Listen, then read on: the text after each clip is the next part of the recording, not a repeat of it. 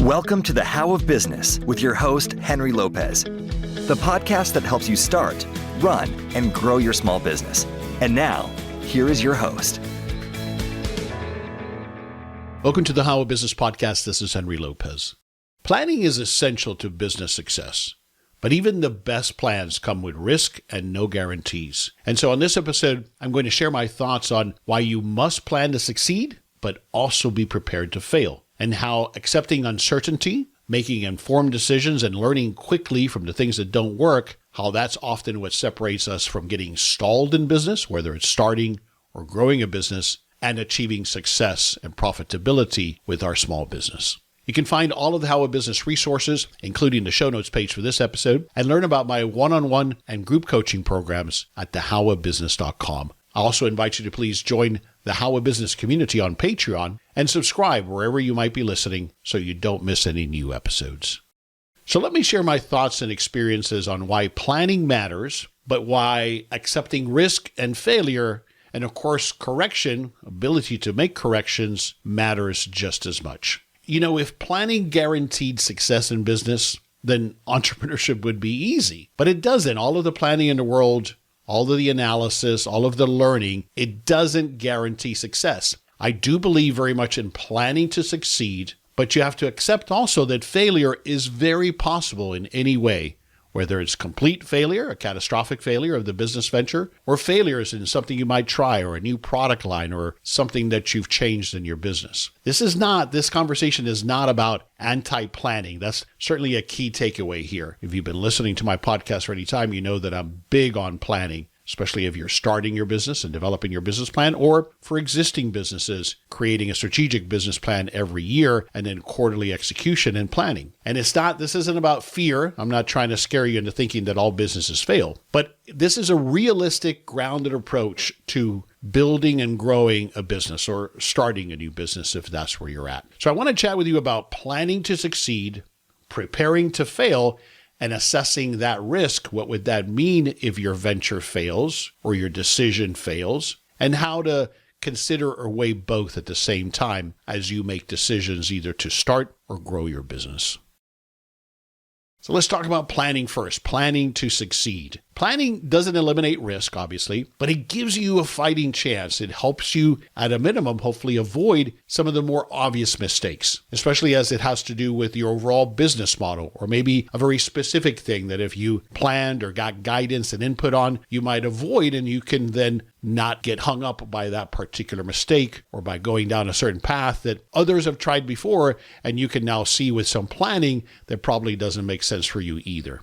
It's not about hope. It's not about hoping something will happen, hoping that we will be successful. It's about developing a strategy. So planning is about strategy, not so much about hope. And it's about intentional direction, having a blueprint, a path, a guide, again, either to starting your business or to growing your existing business. It's not just about staying busy, which is often what we hide behind. I don't have enough time to plan because I'm busy, or I'm just getting things done. And all of those are legitimate concerns, but I'm here to assure you that planning will pay off, either in starting or growing a small business. So planning forces clarity, it forces alignment, it exposes assumptions, because ideally you're having this plan validated to some extent, or challenged is probably a better word, by someone else, a coach, a mentor, a peer, someone who's done it before. And planning helps you create decision filters, go, no, go gates. I'm going to do some analysis, some planning perhaps, and then decide, go, no, go, does this decision make sense? Do we move forward?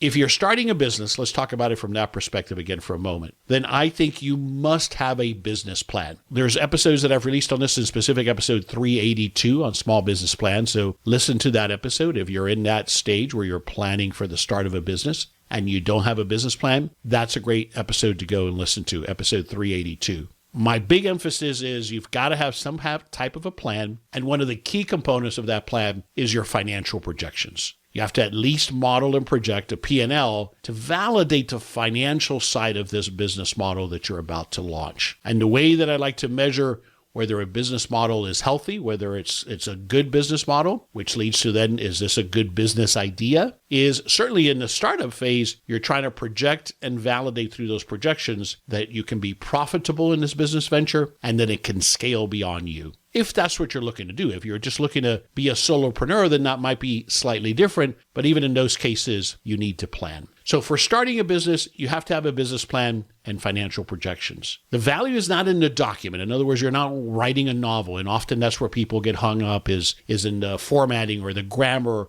Often this plan might be just for you. Now, you may have to have a version of it for your bank if you're getting a loan or perhaps an investor or someone else you're bringing into the business. But its first and foremost purpose is to help you put to paper and think through and validate the business model that you're proposing. And projections aren't just prediction. You're using them to stress test, to validate and determine when will I break even? When will I get a return on my investment? And within what time frames are those? And does that make sense to you for what this business needs to do for you and your lifestyle?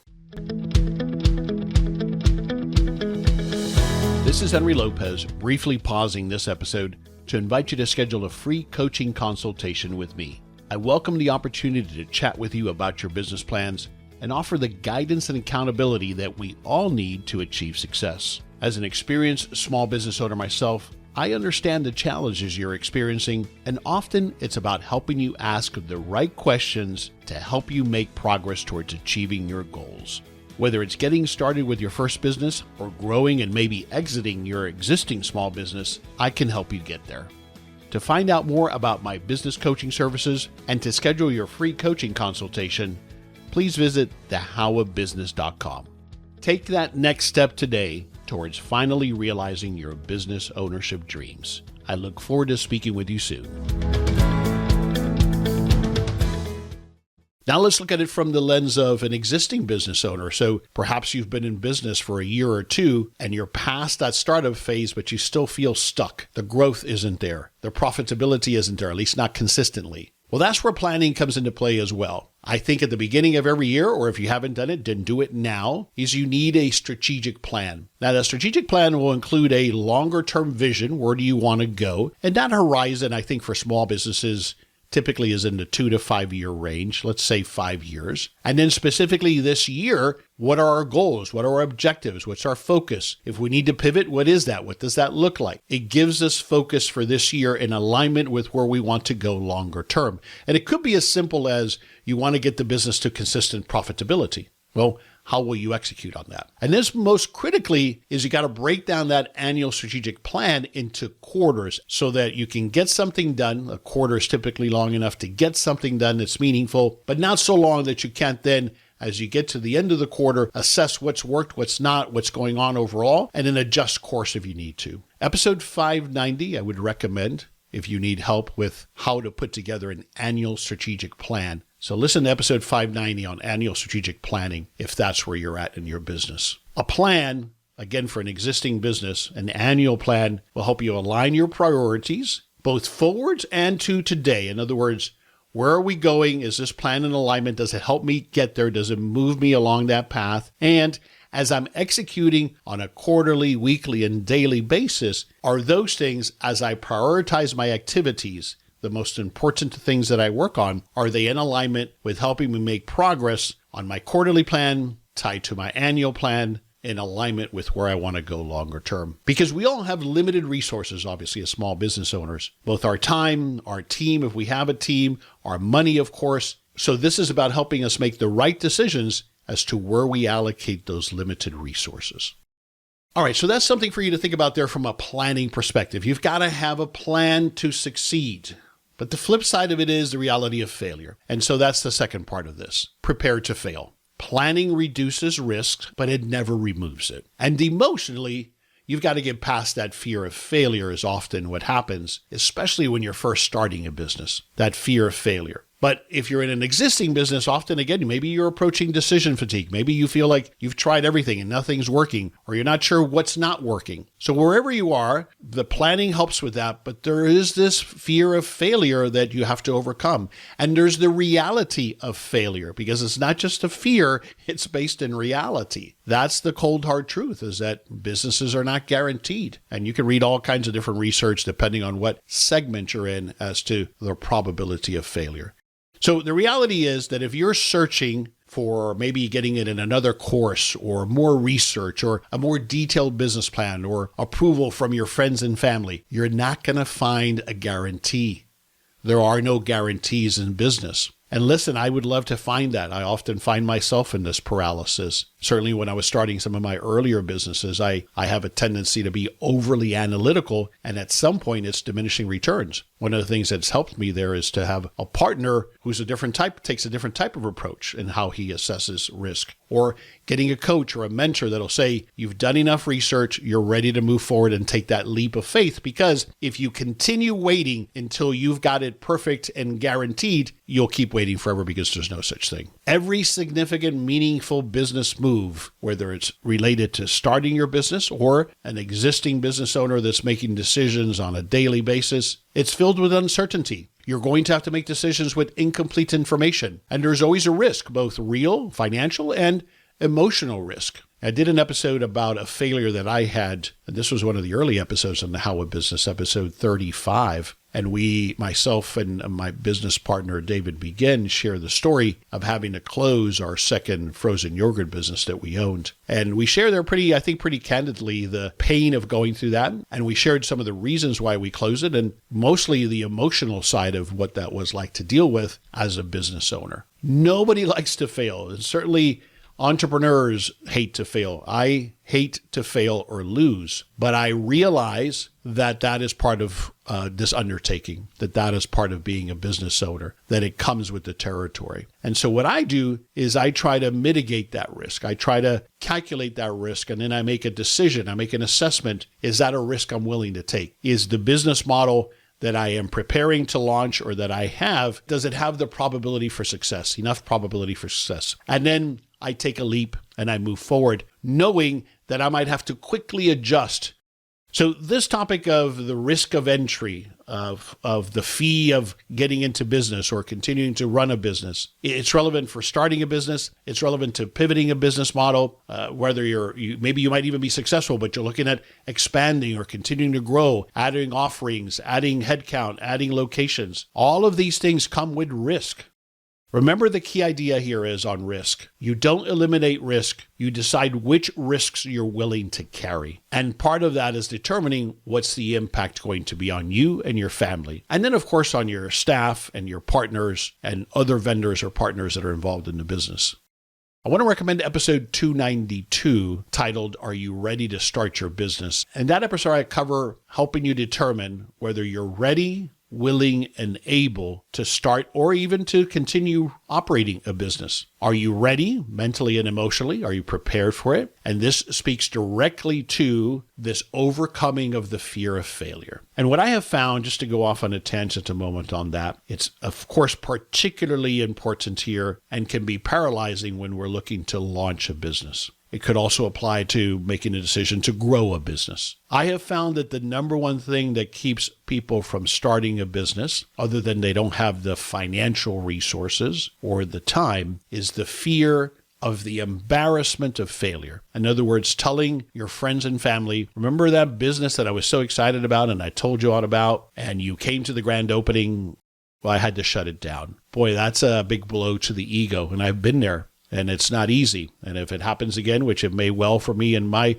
business career, it won't be any easier then. In fact, it'll be worse because I'm supposed to know everything about business. The reality is that there's a little bit of luck involved. And so that fear can be based on the emotions of it, or it can be also because really what I have on the line is significant. It's monumental. So that's the ready part. So ready, willing, and able. The willing part is, are you willing to make the sacrifices and the things that are going to have to change perhaps to achieve success? And then able has to do with the resources. Do you actually have the resource of both financially as well as time and health, your health, to dedicate to starting and growing a business?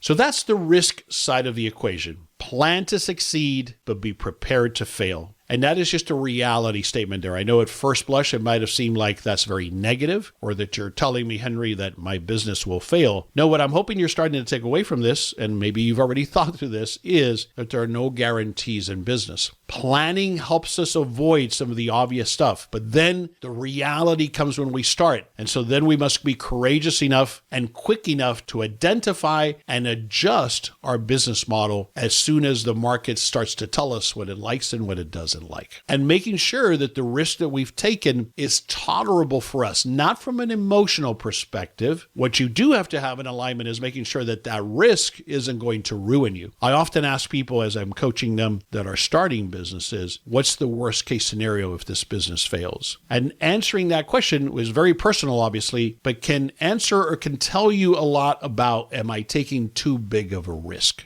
If you're an existing business owner and you're about to make a big decision, the same question applies. If you make the wrong decision on this, what happens? What's the worst case scenario? And similarly, if the worst case scenario is highly impactful, highly negative, destructive, disruptive, then maybe you make a different decision. Maybe you make a smaller decision. Maybe you break that up into steps so that it's not as impactful if you get it wrong. And I'm here to tell you that you're going to get a lot of decisions wrong.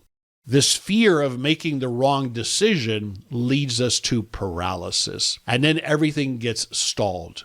I just re-released an episode about overcoming decision paralysis, episode R423, and that's a great episode to listen to if you're feeling some of this, as we all go through times where we reach decision fatigue and we hit paralysis, we hit a wall. So I encourage you to listen to episode R423 on this topic. Just to emphasize here, growth of any kind, whether it's personal or growth in launching and then growing a business, requires you to make decisions, hard decisions that come with risk. And risk includes the possibility of being wrong, of failing. But progress, especially if it's aligned progress, planned progress, beats perfect because perfect never shows up.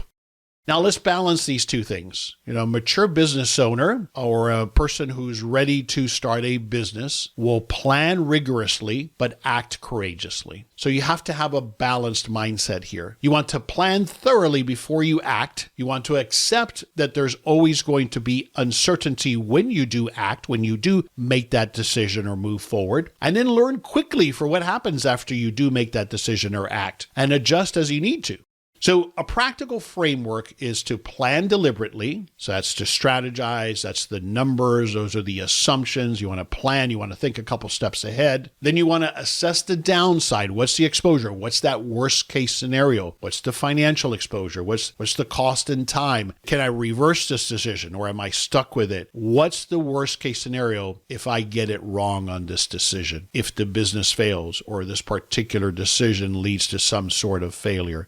So 1, plan deliberately. 2, assess the downside. 3, decide and commit. You have to take that leap of faith. You can't continue to overanalyze. That's what leads to paralysis. I'm not saying don't take your time on big decisions. I'm saying at some point you got to make a decision. Otherwise you will stall yourself in your business. You can't go on endlessly hedging or putting it off. And get help. Get help to help you with deciding, with assessing the risk. Maybe you get some help from your CPA to determine the risk of bringing on new people next year and what that's going to do to your cost structure. Maybe you get a coach. This is what I do for my clients, to help you with planning for growth. Or maybe you get a coach or a mentor to help you with launching your business, to help you validate that business plan and your financial projections. What you want to do, though, when you get help is get it from people who have done it before. Your friends and family, they love you and they want the best for you, but they don't know how to challenge you or guide you through this. And so be careful that you get that help from people who have done it themselves or are doing it currently.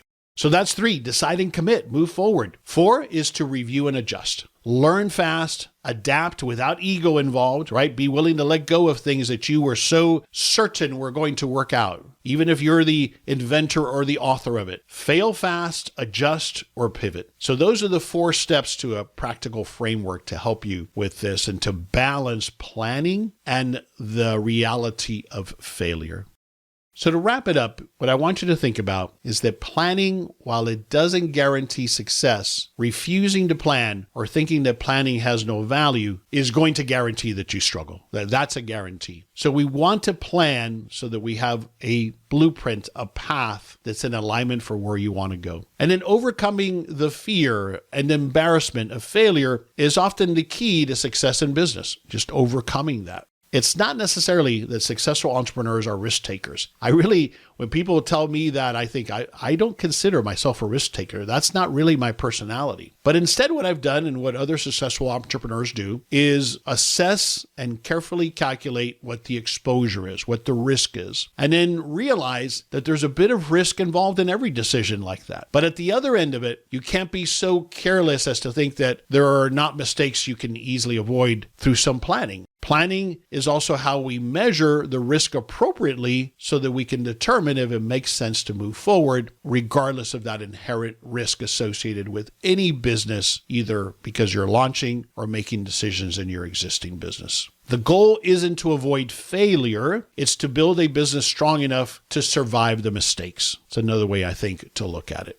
The key takeaway that I want you to consider from this episode is that successful business owners and entrepreneurs don't rely on just hope and don't rely on the certainty of their egos or the arrogance of their experience or previous successes even. They rely on thoughtful planning and a clear understanding of the risk that they're taking by making this decision. And so when you combine disciplined planning with the willingness to move forward in courage, then adjust to the realities and learn from the mistakes that you're going to inevitably make along the way, then you give yourself the best chance to build a resilient business that can survive setbacks and grow over time and become profitable and scalable.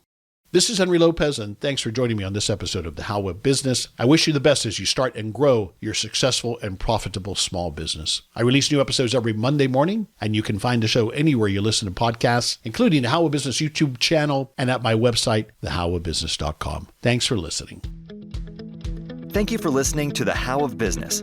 For more information about our coaching programs, online courses, show notes pages, links, and other resources, please visit thehowofbusiness.com.